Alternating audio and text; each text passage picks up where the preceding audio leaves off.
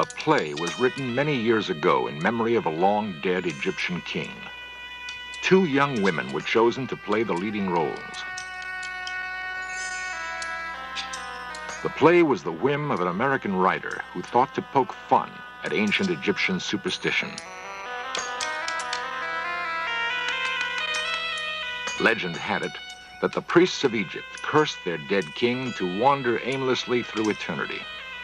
They did this by forbidding anyone to speak his name. We call out the name, Akhenaten. That night, both women had eerie dreams about the cursed king, Akhenaten. One, that she was struck across the face. In the morning, she was nearly blind. Coincidence? Or was there another force involved?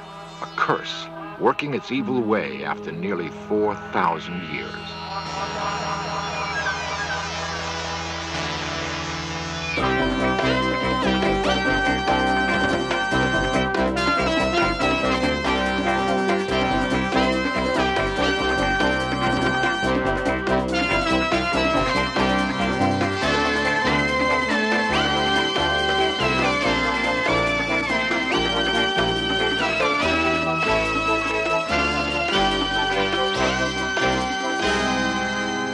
The priests of Egypt had enormous power. Not even the pharaoh was immune from their vengeance.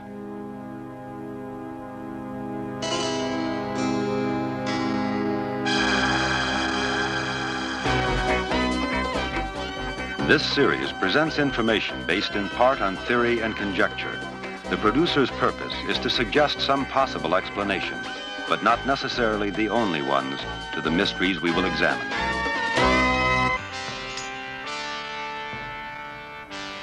Egypt. It was already a great nation 3,000 years before Christ was born. Its kings built enormous monuments during their lifetimes. By the 20th century, 33 royal tombs had been excavated in the Valley of the Kings. The most exciting discovery, however, was still to come. It would be the culmination of a sequence of events that began not in Egypt, but in the green fields of England. The Berkshire Downs. Highclere Castle is the ancestral home of the Earls of Carnarvon. The lord who presided here in the first quarter of this century would help make history. It would cost him dearly, however. The Earl did not leave the comfort of his castle and embark on the adventurer's trail by choice. A curious chain of events compelled him to go to Egypt. The present Lord Carnarvon remembers very well how it began. First of all, my father had a serious accident in Germany, a motor accident, and he was rather badly injured. He also suffered from rather weak lungs, so his doctors said to him, doesn't matter where you go, but you must go to a dry, warm climate every year from now on in the winter months. So Papa said to himself, well, that's a fine kettle of fish. He likes shooting and everything else. So he decided that he'd go off at the end of the shooting season, about the beginning of February, and he went to Egypt. The rhythm of life along the Nile was a radical change for the Earl. After he'd been there a few months, Lord Como was sent for him and said, my dear Porchy, he said, if you're coming out here regularly, you're going to be so bored you won't know what to do with yourself. So may I make a suggestion? Yes, indeed, I'd be honored if you'd tell me what to do. Right, he said, why don't you take up as a hobby Egyptology? He said, it's very interesting, and what's more, he said, it happens that at this moment of time I've got the very fella who will help you best. He happens to be an awfully nice young man called Howard Carter. Howard Carter was an intense, driven man. After 15 years with the British Civil Service in Egypt, he'd been fired for refusing to apologize to his superior. Carter stayed on in Egypt because he had a dream. By the time Lord Carnarvon returned to England, he'd agreed to bankroll that dream. 15 years after the bargain was struck, Carter still labored in the Valley of the Kings. His dream? To find the tomb of King Tutankhamun. Professional archaeologists thought the valley had been picked clean years before. Carter disagreed. The search was exasperating. Carnarvon was threatening to cut the money off when in November 1922, Carter unearthed a staircase. At the bottom, a door with royal seals intact. The door had been sealed more than 3,000 years before. Carter couldn't be sure he'd found Tutankhamun's tomb, but whatever lay behind the door was bound to make his years of toil worthwhile. And at that moment, he got to the stage where he was able to see that there really was the jackpot, the hopes that they'd worked for all those years. They uncovered the steps, the first steps. And at that stage, he thought the only thing to do was to quickly cable to my father, tell him to come out, which he did. Carter waited patiently for Carnarvon's arrival. Together, they breached the door. "Can you see anything?" Carnarvon asked. Then, slowly, the answer.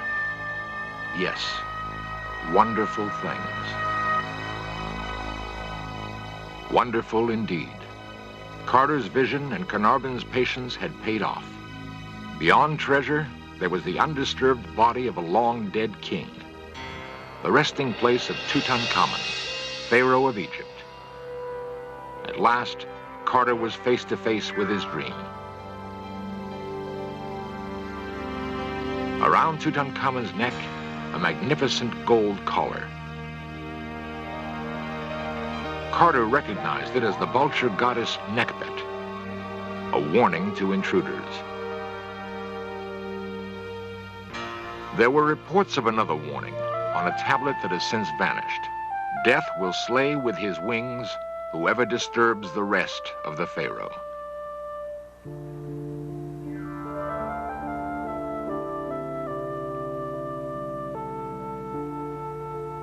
There was little time to worry about curses. Ahead lay the enormous task of cataloging the treasure. Carter and Carnarvon were apparently not the first to enter the tomb after it was sealed. There was evidence that someone had rummaged around, then fled. Perhaps ancient tomb robbers frightened by the curse. Carter gathered up the great treasure thieves had abandoned, evidence that Tutankhamun reigned in the glory days of Egypt's past. He ruled from about 1334 to 1325 BC. Tutankhamun was 9 when he became pharaoh, not yet 20 when he died. In those days, Egypt exacted tribute from Asiatic princes and carried on an active trade with the Mediterranean kingdom of Minoa. Word of the discovery of Tutankhamun's treasure spread quickly. Tourists were becoming a problem. Lord Carnarvon returned to Cairo with part of the treasure. He had no way of knowing it, but he would never see England again. Fever, brought on by an infected mosquito bite, ravaged the Earl's body. When I arrived, there was my father, pulse beating in his throat.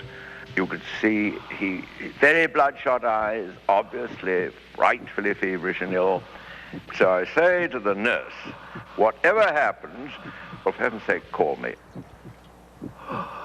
The young Carnarvon went to his own room as his father fought what was to be the last battle of his life.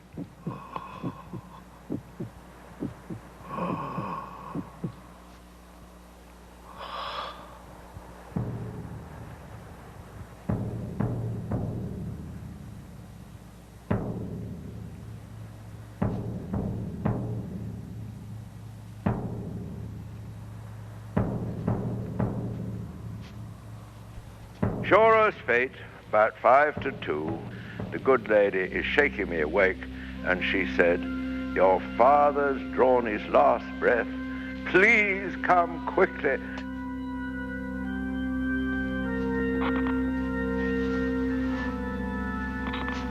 Something was wrong with the lights, and young Carnarvon needed a flashlight to find his way to the Earl's bedside.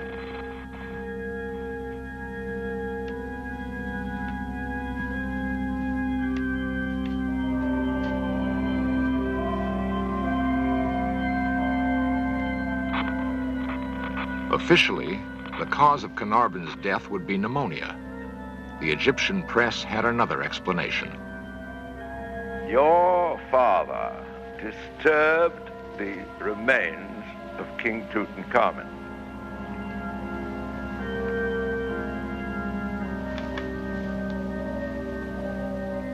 He took his revenge, and he was responsible for the whole of the lights in Cairo going out at exactly the moment he died.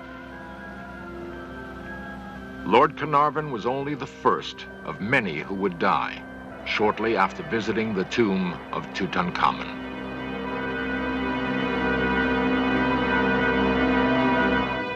The discovery of Tutankhamun's tomb was a great event, but the sudden and mysterious death of Lord Carnarvon had cast a pall on the celebration.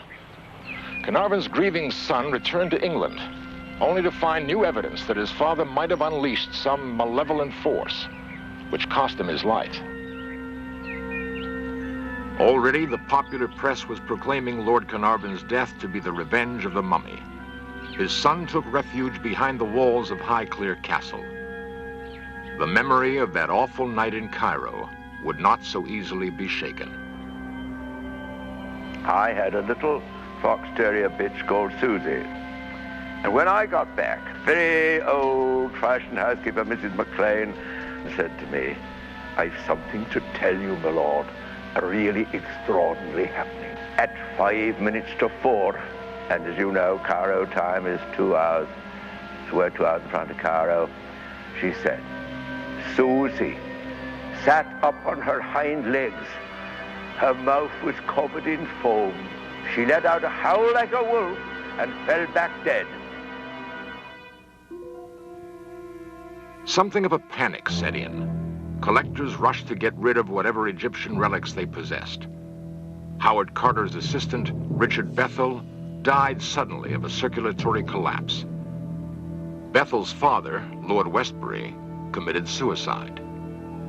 The chief Egyptologists at both Paris's Louvre and New York's Metropolitan Museum died shortly after visiting the tomb. American financier Jay Gould took ill and died within days of seeing Tutankhamun's final resting place. To date, 22 deaths have been associated with the curse.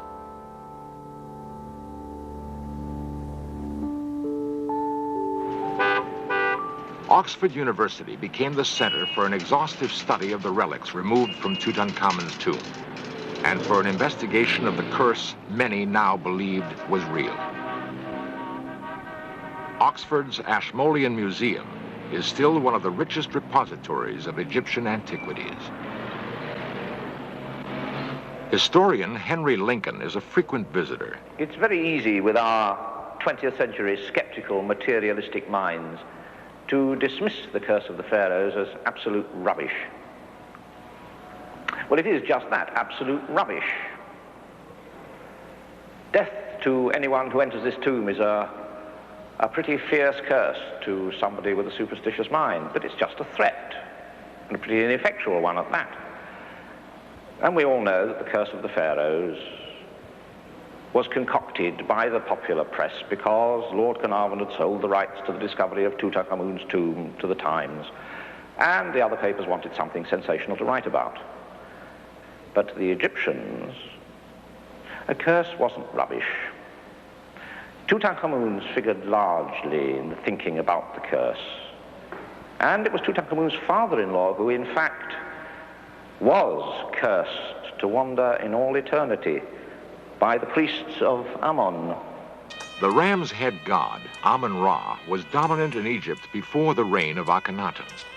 Akhenaten introduced the practice of sun worship, symbolized by a new god, Aten. The priests of Amun were stripped of their power. Under this new religion, only the pharaoh could commune directly with Aten. The temples of Amun were defaced, but the priests bided their time. The old religion and the old ways went underground. Egypt's peasants apparently also maintained their loyalty to Amun. Akhenaten died in the 17th year of his reign, his tomb has never been found. Even as the young Tutankhamun was ascending the throne, the priests of Amun moved to regain their power. Akhenaten's name was eradicated from great monuments, his likenesses destroyed. There was an American artist, Joseph Lyndon Smith, working in the tombs, taking copies of the wall paintings at the time that Tutankhamun's tomb was discovered. He felt it would be a good thing to intercede with the gods on behalf of Akhenaten and to lift the curse of Amun-Ra so that the pharaoh was no longer condemned to wander forever in eternity. He was going to do this by putting on a play.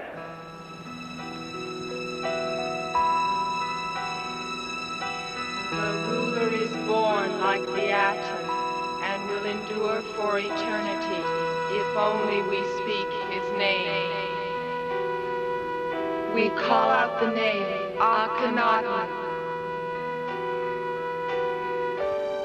Akhenaten, Akhenaten, Akhenaten, Akhenaten, Akhenaten, Akhenaten, Akhenaten. We call out the name Akhenaten.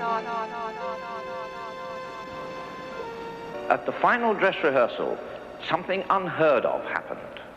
At the moment when Akhenaten's own prayer was being spoken, a colossal hailstorm began. To the Egyptian helpers who were there for the play, it was as if the gods were throwing stones at them. The rehearsal had to be abandoned. The two women who were playing Akhenaten and his mother, both that night had the same dream. Each dreamt that she was standing in a temple dedicated to Amun-Ra, and the statue of the god came to life and struck them. But for each woman there was one small difference in the dream. One of the women was struck across the stomach, and the other across the face. Within 48 hours, the one who had been struck across the body was having a serious abdominal operation, and the one who had been struck across the face had the most virulent case of trachoma ever seen in a European. She almost lost her sight. Everybody associated with that little play within that period of 48 hours had been struck down by some minor illness or other. Was that the curse of the priests of Amun, still working after all those thousands of years? And if it wasn't the curse, what was it? A new chapter to the mystery of the mummy's curse opened in 1976 at the Paris airport. The occasion was an eerie state visit. The mummy of King Ramses was arriving with pomp and circumstance due a chief of state. Something terrible was happening to the mummy, and Egypt wanted France to help. The mummy was taken to the Museum of Man in Paris. In a sealed laboratory, Egyptologists gathered. The Ramses mummy was among the most perfectly preserved of all those found in the Valley of the Kings. Now it was beginning to deteriorate rapidly. The Egyptians wanted to know if Ramses could be saved. Tutankhamun's mummy had been ravished by the time of its discovery. Some theorized the priests of Amun deliberately thwarted the embalming procedure. There has been no public announcement to date about what the French experts found when they unwrapped the body of Ramses.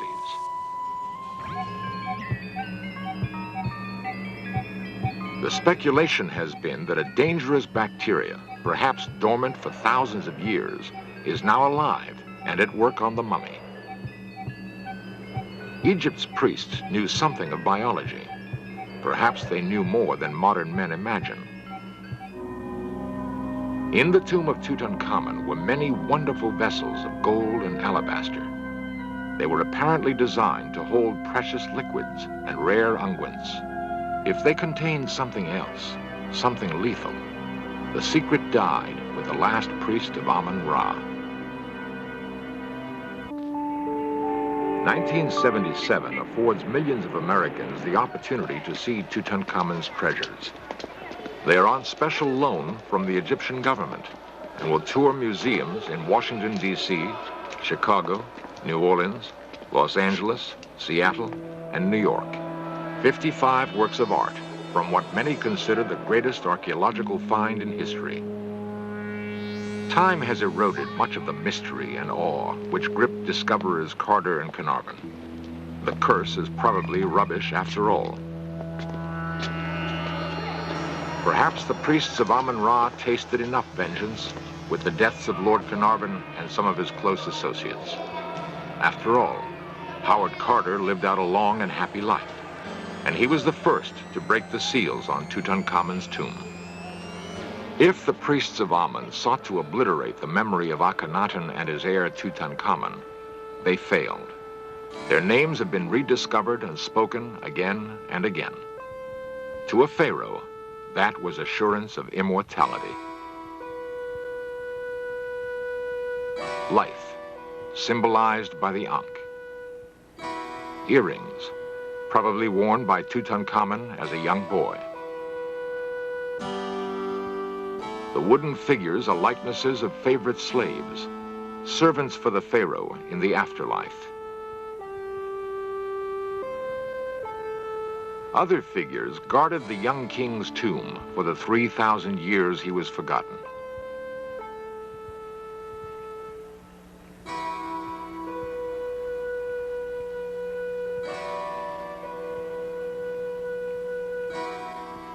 If we believe the curse, we must believe something else.